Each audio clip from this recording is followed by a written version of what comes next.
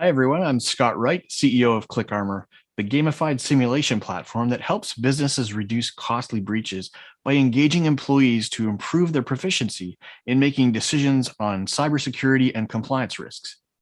Let's address a really common problem that many IT managers, risk managers, and managed service providers struggle with. That's getting executive buy in for investing in cybersecurity, whether it's to implement multi factor authentication, or to train all staff on security awareness to avoid things like spear phishing and social engineering threats. I'd love to hear your comments on this approach, and I'd be happy to have a strategy call to discuss your situation. So here goes. You don't have to look very far to recognize that humans are not good at understanding risks, let alone managing them.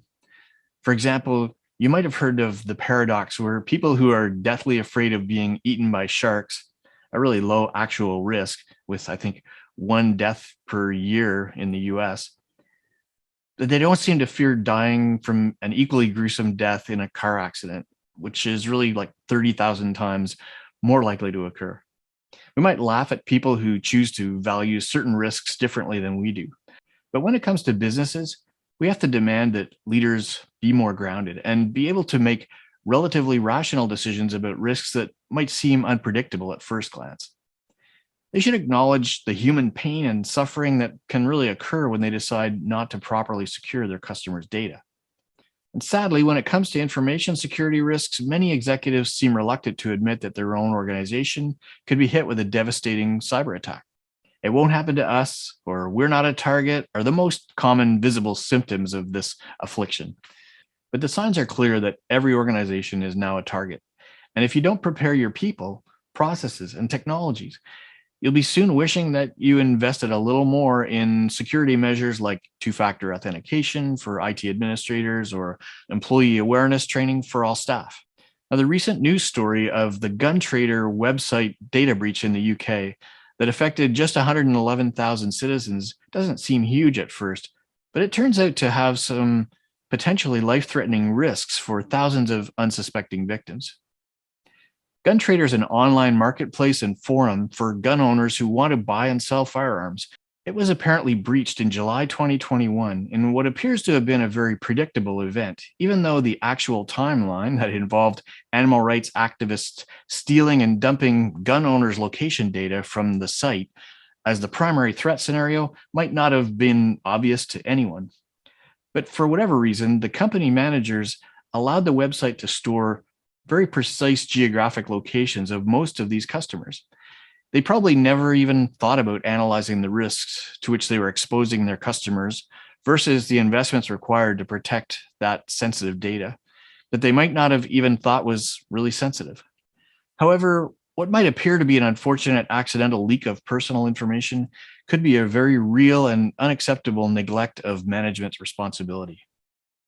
But how could they have known that an activist group would break into their website and steal data that was only intended to be used to help buyers and sellers locate each other? And how could they have known that when that group deliberately published that data, criminals would find a way to precisely locate thousands of homes and businesses where firearms were stored? Who could blame the company's management for not foreseeing this very improbable scenario? Actually, any manager that knows how to assess cybersecurity risks would probably have spotted that scenario in seconds. As soon as a valuable asset like guns are paired with precise geographic locations and then grouped together into thousands of records in a single database. Well, this should really now be a case study in every first year management course. One thing we've learned in the past 10 years about cybersecurity risks is that the bad guys will eventually find a way to abuse the features that we hope will provide convenience for customers.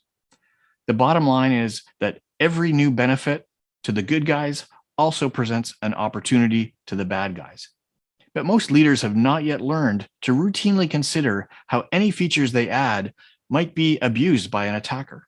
For the benefit of skeptical executives who may still feel they shouldn't be held responsible for not anticipating a cyber attack like this on their own business, I'll suggest three simple things that GunTrader management could have done to properly assess and address these kinds of risks. Now, I should note that we don't know if they actually attempted to do this or not at this point.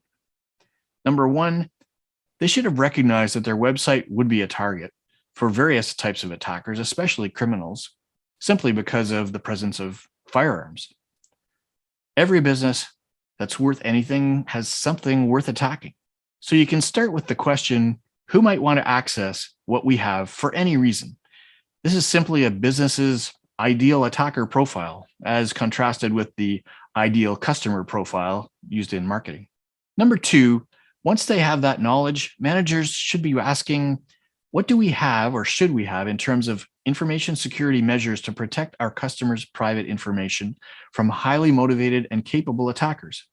I call this the Charlie Weaver block, as in the 1960s Hollywood Squares game show. There are established, well-published guidelines all over the internet to help businesses protect their systems and data against the most common methods of attack or the low-hanging fruit, such as phishing or social engineering threats. Number three, when threat agents like activists and criminals can be easily characterized, management needs to minimize the data that could be of value to an attacker. Never store more data than you need to accomplish the task at hand. In this case, the precise geographic coordinates aren't necessary to show a buyer the approximate location of a seller who has a gun they want to purchase. The risk could have been reduced significantly by making the location data intentionally less precise, so an attacker wouldn't have any expectation of being able to deduce an actual building location where firearms are likely to have been stored. This is traditionally called data minimization in the privacy and risk management circles. When you recognize how easy it would have been to spot and address the risks in this case, it's going to be harder to forgive managers who failed to be proactive. This breach might still result in deaths that could have and should have been avoided. Keep in mind that the potential victims might even include unrelated people. For example, anyone who has just moved to the same location as a customer of that site at some time since they first began storing data about 5 years ago are likely to have their location precisely identified in that exposed data, and they're not even related to the website. Now, in most data breach news stories that come out before all the details are even known, we often hear this calming phrase that says, there is no evidence that any of the stolen data has been abused in any way. This has usually been the most effective way for affected organizations to get the news cycle to just pass them over. This is what I refer to as the Jedi data breach whitewash. In the GunTrader data breach, there seems to be quite a bit of evidence that the data was abused, and in a big way, which might have put thousands of people at risk of having their homes or offices targeted by criminals. For those of us who want to make sure that businesses and governments take more responsibility for securing sensitive data, we should feel compelled to start highlighting stories like this one to the senior managers. These plausible situations and alarming outcomes represent very illustrative examples of many managers' unhealthy desire to ignore or discount cybersecurity risks for various reasons. The easily anticipated outcomes can literally result in life-threatening and even tragic situations. Now, I know there are people here saying that I might be overblowing things, and I'd like to say a word about FUD. The greatest criticism of this particular argument will likely come from those who care more about saving tangible dollars now against investing in unknown future benefits like security. But they say we're using unwarranted fear, uncertainty, and doubt, or FUD. But FUD is really only unwarranted when the risks are overemphasized. And we're clearly a long way from having cybersecurity risks under control in most businesses. So FUD is not only warranted in this case, it's actually long overdue. The real criticism should be aimed at those who are downplaying the very identifiable and significant risks that can be easily avoided. So what should managers be doing to make sure they're in a defensible position with respect to cybersecurity risks? Well, here are 3 questions to ask when the idea of investing in basic security best practices seems unattractive from a management perspective. Number 1, what information assets do we have that could be targeted for theft, abuse, or destruction? Number 2, what would the worst case scenarios and injury be, assuming a capable attacker was able to compromise those assets? And number 3, what are the best practices and the most effective measures for reducing the likelihood and impact of an attack? If you don't know how much a breach is likely to cost you, it's impossible to decide on the appropriate level of security investment or where to put it. But you really should know that for most businesses, a cyber attack will happen sometime. In a 2019 report by Proofpoint, they showed that 88% of all businesses experienced a spear phishing attack in the previous year. You just don't know when it's going to happen or how extensive the damage will be. Best practices are to ensure a balance of security measures across people through security awareness training, processes through solid governance structures, and technologies, so you have consistent application of security rules in information systems that are processing. Risk assessments must be embedded into the business processes and enforced by top executives. A risk assessment can be done as a management analysis to consider all plausible threat scenarios.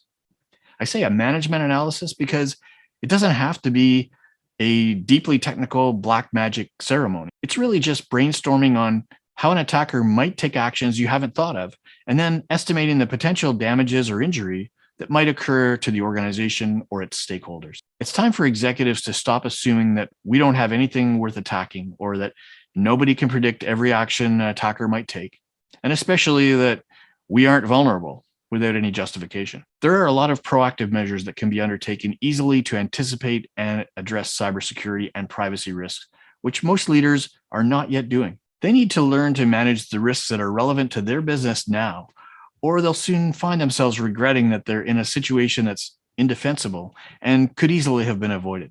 If you have any comments or thoughts on this particular idea of selling cybersecurity and risk management to executives through compelling stories that are relevant to the business, please let me know. I hope you'll sign up for the ClickArmor newsletter and stay engaged with the ClickArmor community.